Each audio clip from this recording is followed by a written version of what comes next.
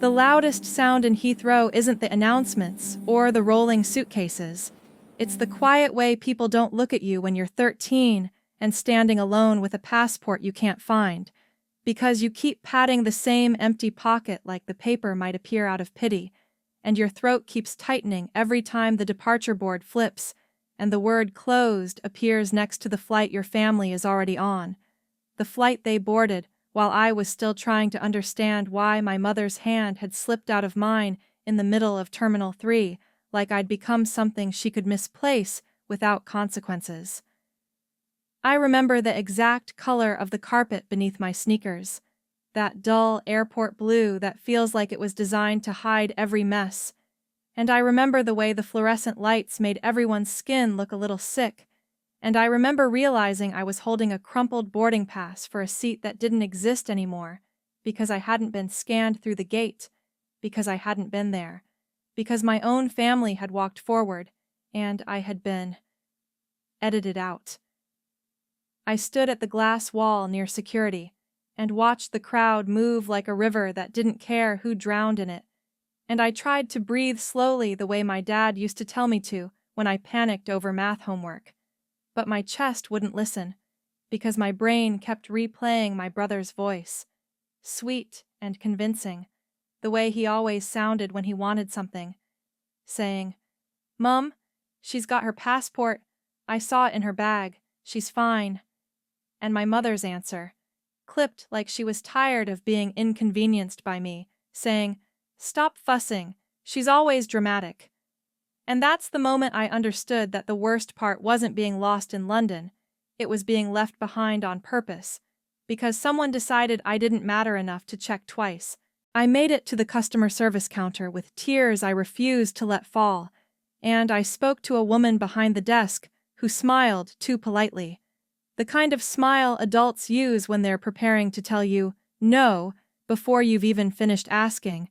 And I said, "My family's on that flight. I think they forgot me." And she looked over my shoulder like she expected my mother to appear and correct me. And when no one did, her face shifted into something I didn't have a name for yet. Something like concern mixed with annoyance at extra paperwork. "Where is your passport, love?" she asked. And I said the truth, which was the stupidest answer in the world, because it sounded like a lie even to me. "I had it, and now I don't." She asked my name. She asked my address. She asked if I had a phone. I told her I did, but it was a cheap one with a cracked screen and no signal, because my mum had insisted we save the roaming money, and Gregory, my brother, had nodded like he was paying the bills, because Gregory always nodded like he owned the room, even when he was just 12 months older than me, and somehow treated like a second parent. The woman made a call. She asked me to sit on a bench beside a potted plant that looked like it had died twice and been resurrected by air conditioning, and she told me, "Someone will come speak to you," like I was a parcel waiting for collection. And I sat there staring at the stream of people coming and going, trying to decide if what I felt was fear or humiliation. Because fear makes you small, but humiliation makes you quiet. And I had learned early that quiet was safer in my family. That was when I saw him. He wasn't a security guard, not in uniform, not with the stiff posture they have when they're trained to look unbothered. And he wasn't a tourist either, because tourists look up, they look around. They wear their curiosity openly like a jacket. This man moved like he belonged, like he knew exactly where he was going, and he didn't need to prove it. He was tall, maybe late 30s or early 40s, with a navy coat even though the terminal was warm, and he carried himself with the kind of calm that makes you think he's either very gentle or very dangerous. He walked toward my bench and stopped a few steps away, not too close, like he understood the geometry of trust. He looked at me the way adults rarely did, like I was a person and not a problem, and he said, in a voice that sounded careful, like it had been smoothed down over years, "Are you the one who's been left behind?" I didn't answer right away, because my mother had trained me not to speak to strangers, and Gregory had trained me to believe strangers were always worse than family, even though family had just proven otherwise, and I held my chin up and said, "I'm not lost. I'm just waiting." He nodded, as if that made perfect sense, and he didn't smile, not the way adults do when they want you to relax, but the way someone smiles when they recognize something familiar, and it hurts. "Right," he said. "Waiting. That's what you do when people tell you to stay put, isn't it?" I felt my face heat, and I hated that my body betrayed me like that, because I wanted to be cold and steady and grown up. But I was 13, and my family had boarded a plane without me, and suddenly my throat tightened so hard it felt like swallowing glass. "They didn't tell me to stay," I said, and my voice cracked at the last word, even though I tried to strangle it back into control. "They just went." He sat down at the far end of the bench, leaving space between us like a border, and he said, "I'm going to ask you a question, and you can decide if you want to answer it. Did someone take your documents?" My stomach dropped so fast it felt like missing a step on stairs, because no one had said that out loud yet. No one had named the thing that kept circling my mind like a bird I couldn't catch, and I stared at him, my hands gripping my backpack straps, and I whispered, "How did you—" He lifted one hand slightly, palm out, like he didn't want to scare me. "I didn't," he said. "I'm guessing. People don't usually misplace passports between check-in and the gate unless someone helps them do it." I should have lied. I should have protected my family's image the way I'd been trained to, because in our house, the story was always that Gregory was brilliant, and my mother was doing her best, and I was the difficult one, the clumsy one, the one who caused delays. But the airport felt different, like the rules changed when your mother wasn't there to decide what was true. "So," I said, very softly, "my brother had my bag." The man didn't look surprised. That almost scared me more than shock would have. He just nodded slowly, as if he'd been expecting that answer before he asked. "And your mother believed him," he said, not as a question, but like a fact. The tears finally came, not dramatic sobs, just the kind that leak out when you've been holding yourself upright too long, and I stared at the floor so I wouldn't have to see anyone witness it. "She always believes him," I said. "He said I lost it. He said I was trying to ruin the trip, and she looked at me like I was an inconvenience." For a moment, the man was quiet, and in that quiet, I heard the distant, muffled roar of a plane taking off, and it sounded like a door slamming. "I'm sorry," he said, and he sounded like he meant it, which made something inside me twist, because sorry from strangers feels heavier when you never get it at home. "My name is Daniel." I wiped my face fast, furious at myself for crying in front of him, and I said, "I don't care." He didn't flinch. He didn't get offended. He just looked at me steadily and said, "Fair enough. You don't have to care. But you do have to be safe, and right now you're in a situation that adults should be handling." As if on cue, a woman in a dark blazer walked toward us with a security officer beside her, and the blazer woman held a clipboard like it was a shield. "Are you Amelia Hart?" she asked, and my heart stopped, because hearing my full name out loud in that place made it real, made it official, like I'd become a file. "Yes," I said, and my voice came out steadier than I felt. "I'm with airport safeguarding," she said, and then she looked at Daniel. "And you are?" Daniel reached into his coat pocket and showed her a badge so quickly I barely saw it, but I saw enough. The glint of metal, the professional movement, the way the officer beside her straightened. The blazer woman's tone changed immediately. "Oh," she said, and the single syllable landed like a weight. "Right. Thank you for stepping in."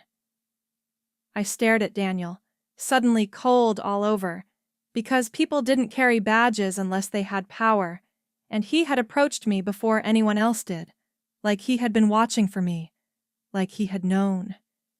He met my eyes and said quietly, "I'm not here to scare you. I'm here because someone made a call they shouldn't have had to make." The blazer woman flipped a page on her clipboard and said, "Amelia, we've attempted to contact your guardian. The number on your booking is going to voicemail." "My mom won't answer," I said, and the words tasted bitter, because admitting it felt like betrayal even after what she'd done. "She thinks I'm lying." Daniel's jaw tightened for a brief second. Then he relaxed it again, like he was practicing being calm. "Do you have any other family?" he asked, and his eyes didn't leave mine when he said it, like he wanted my answer, not the adult version. I hesitated, because there was one name I almost never said out loud, one person my mother never mentioned unless she wanted to mock him. "My dad," I said, and my voice dipped like I was stepping into a dark room. "But he's not really around." Daniel's expression shifted, and there it was, the first crack in his composure, the smallest flicker of something sharp and personal. "Not around," he repeated, as if he was testing the words. "Do you know where he is?" "I don't," I said. "I haven't seen him in years." The blazer woman cleared her throat, impatient with emotions. "We need to move you to a private office, Amelia, until we can establish legal custody and arrange care. Do you understand?" I nodded, because what else could I do? And I stood up with my backpack, and suddenly I realized my hands were shaking so hard I could barely hold the straps. Daniel rose too, and he didn't touch me, but he walked beside me as we moved through the terminal, like a quiet guardrail keeping me from tipping over, and he said under his breath, "Whatever story you've been told about why your father isn't around, I need you to keep an open mind. There are lies in this, Amelia, and they didn't start at the gate." I stopped walking for half a second, because the world tilted, because the betrayal wasn't just about a passport anymore, and I looked up at him, my mouth dry, my heart hammering hard enough to hurt. "What do you mean?" I whispered. Daniel looked ahead, then back down at me, and his voice was so low it almost disappeared into the airport noise. "I mean," he said, "your brother didn't just steal your documents. He stole something else a long time ago, and your mother helped him do it without even realizing it." The blazer woman opened a door marked "Staff Only," and we stepped into a corridor that smelled like coffee and paper and secrets. And Daniel paused just long enough to meet my eyes again. "And I mean," he added, the calm in his voice holding something heavy underneath, "that I'm not a stranger by accident." They moved me into a small windowless room near airport security that smelled faintly of old coffee and disinfectant, and the door clicked shut behind us with a sound that made my stomach drop, because suddenly I wasn't just abandoned, I was contained, labeled, managed, and the woman in the blazer sat across from me, asking questions like she was assembling a version of me that would make sense on paper. "How long has your brother been responsible for your documents?" she asked, pen hovering, and I shrugged because the answer felt stupid and dangerous at the same time. "He always holds them," I said. "Mom says he's more responsible." Daniel stood by the wall, silent now, arms crossed loosely, watching the exchange with an intensity that made me feel like I was being protected and examined at the same time. They tried my mother again. Straight to voicemail. They left a message this time, firm and official, using words like minor and safeguarding and urgent, and I watched the woman's face as she spoke, watched the patience drain out of her tone like water down a sink. When she hung up, she looked at me differently, not unkindly, but with that careful distance adults use when they realize a child's problem isn't temporary. "You'll need somewhere to stay tonight," she said, and my heart thudded hard because no one had said tonight yet. No one had made it real. I imagined my family landing somewhere sunny, Gregory pulling his sunglasses down like a movie star, my mother laughing about how stressful airports were, and the thought burned so sharply I had to bite the inside of my cheek to stay quiet. Daniel finally spoke. "There's a complication," he said calmly, and the woman turned toward him immediately, like his words carried more weight. "Her brother's story doesn't add up, and there's an existing record tied to this family that needs to be reviewed before she's released to anyone." I looked at him then, really looked, and fear crept in sideways. "What record?" I asked, my voice low. He hesitated, just a fraction, like he was deciding how much truth a 13-year-old could hold without breaking. "Something your mother never told you," he said. "Something she was told to forget." That was when my phone buzzed, weak signal finally catching, and my mother's name lit up the cracked screen. I answered before anyone could stop me. "Where are you?" she snapped. No hello, no relief. "I'm still at the airport," I said. "They wouldn't let me leave." There was a pause, then Gregory's voice in the background, low and urgent, and my mother sighed like I'd ruined her day. "Don't make this harder than it already is," she said. "We'll sort it out later." Later. The call ended, and the room felt colder. The woman in the blazer exchanged a look with Daniel, and that was when I understood something I'd never dared to think before. I wasn't waiting to be rescued. I was waiting to be uncovered. Daniel crouched slightly, so we were eye level, his voice steady but serious. "Listen to me carefully," he said. "You didn't get left behind because you're careless. You got left behind because someone needed you out of the way." And for the first time since the gate closed, fear gave way to something sharper, something steadier, because I realized the worst part wasn't that my family had abandoned me. It was that they thought I wouldn't notice. They let me keep my backpack when they moved me again, this time down a quieter corridor where the lights hummed softly and the walls were lined with doors that looked identical, and I clutched the straps like it was the only proof I still belonged to myself. Daniel walked beside me, not touching, not rushing, just matching my pace, and that steadiness did more for me than any promise could have. Inside the room, there was a desk, 2 chairs, and a window that looked out onto nothing useful, and the woman in the blazer excused herself, leaving us alone in a silence that felt intentional rather than accidental. "I'm going to tell you something," Daniel said after a moment, sitting across from me, his hands folded loosely as if he were trying not to appear authoritative. "And you can decide what it means to you later." I nodded, because I'd learned early that nodding kept adults talking.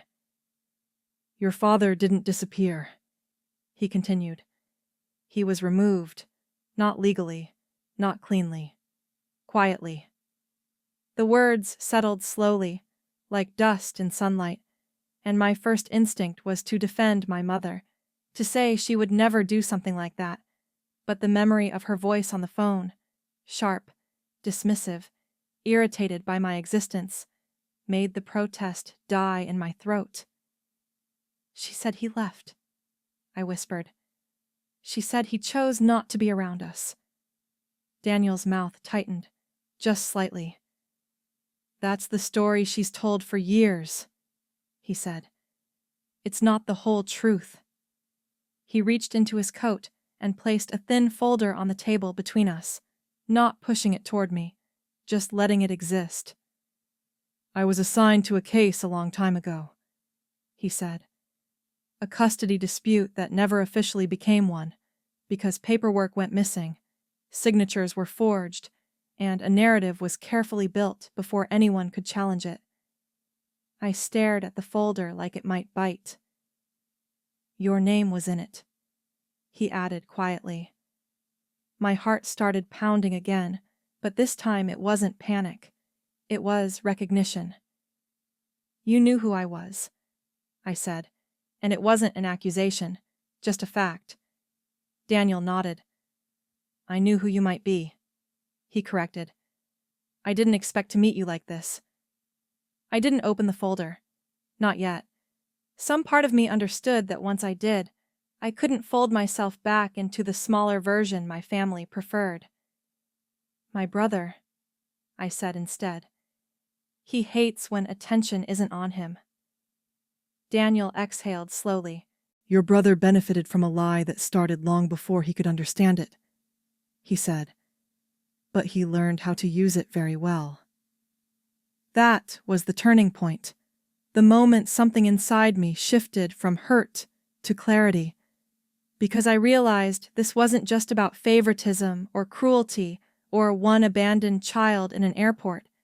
It was about control, about who gets believed and who gets erased. And for the first time, I saw that my smallness had been useful to everyone except me. When the woman in the blazer returned, she spoke gently but firmly about temporary arrangements and phone calls and procedures. But I barely heard her, because I was watching Daniel, watching the way he gave me a small, almost imperceptible nod, like he was saying, "You're not imagining this." And in that moment, sitting in a quiet room miles away from the family who left me behind, I understood something that would shape the rest of my life. I wasn't lost. I had been hidden.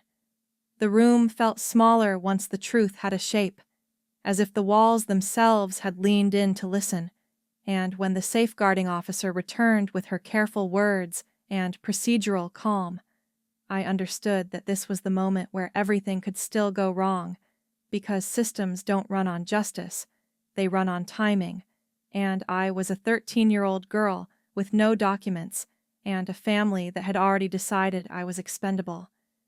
They called my mother again, this time on speaker, and her voice filled the room sharp and defensive, rising immediately into outrage instead of concern, demanding to know why her flight had been disrupted, why officials were overreacting, why I was causing trouble yet again, and I sat there watching the adults' faces change as she spoke, watching the slow, irreversible shift from benefit of the doubt to professional alarm.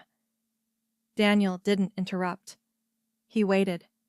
He always waited, and when my mother finally paused for breath, he introduced himself by name and title, and something in her tone fractured instantly, the anger draining out and leaving behind something thin and brittle. She denied everything, of course. She denied knowing where my passport was. She denied ever keeping me from my father. She denied every fact the way people do when they've rehearsed innocence for years. Then Daniel asked one question, calmly, precisely, the kind of question that sounds harmless until you realize there's only one right answer. "Can you explain," he said, "why your son's fingerprints are on your daughter's passport holder, but yours aren't?" Silence followed, heavy and unmistakable. I stared at the table, my hands folded so tightly my nails dug into my skin, because I didn't want to see her unravel, didn't want the image of my mother to shatter completely. But the truth doesn't ask for permission. The safeguarding officer leaned forward. "Mrs. Hart," she said evenly, "we are now treating this as a deliberate abandonment of a minor." My mother's voice rose again, but it was different now. Frantic, pleading, blaming Gregory, blaming stress, blaming me. And that was when I felt something unexpected settle in my chest. Not triumph, not revenge, but relief, because the burden of being the problem was finally being lifted in real time. Daniel slid the folder across the table then, toward the officer, not toward me, and said, "There's more."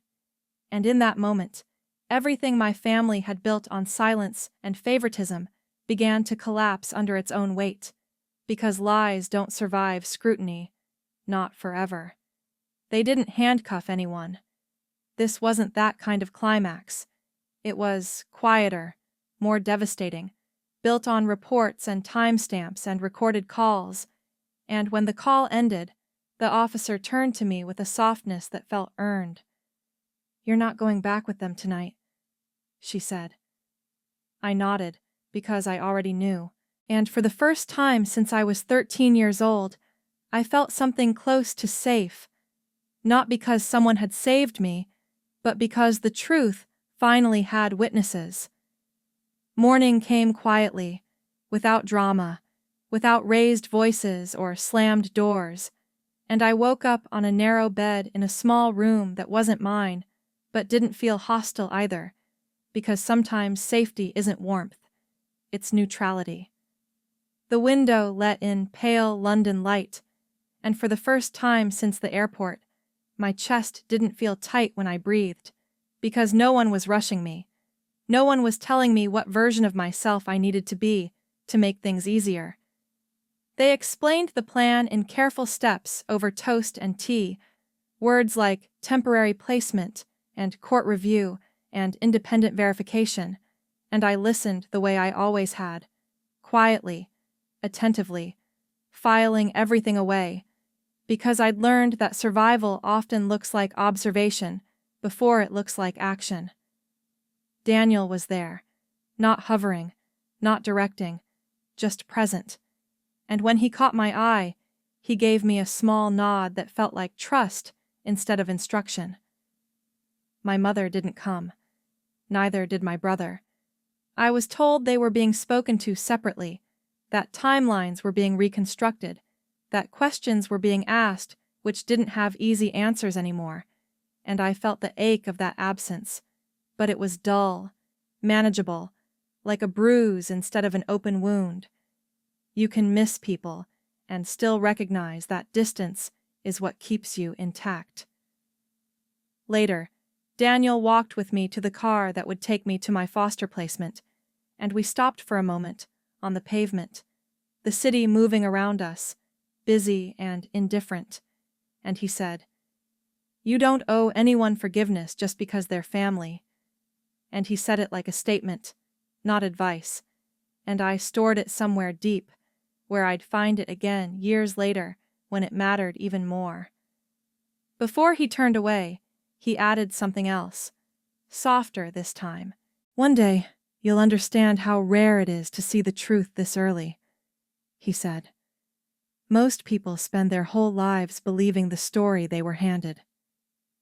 The car door closed, the engine started, and London slid past the window as I left the airport, left the lie, left the version of myself that had been designed to disappear quietly. I didn't know what would happen next. I didn't know where I would end up, or who I would become, and that uncertainty scared me less than it should have, because I'd already survived the moment that was meant to break me. Years later, people would ask how I became so patient, so measured, so unafraid of being underestimated, and I would never tell them about the airport, or the passport, or the brother who smiled while he lied, because some lessons aren't meant to be explained. They're meant to be carried. I wasn't abandoned that day. I was released,